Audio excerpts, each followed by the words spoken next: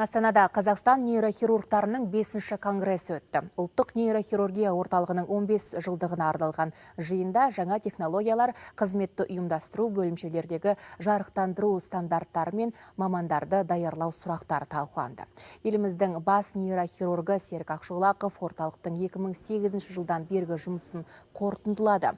Осы уақыт аралығында елде алғаш рет нейрохирургияның жаңа бағыттары пайда болды.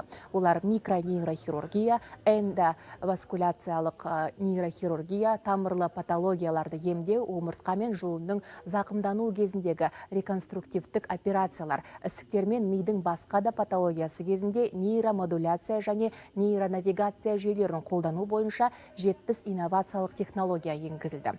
40 мыңнан астам операция жүргізілді. Біріншіден,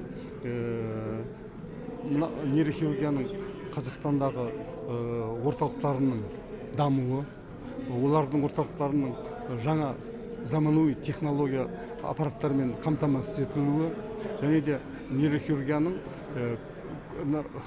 көлемінің үлкеюі болашақ нейрохирургтар дайындау туралы үлкен алдымызда жоспар бар.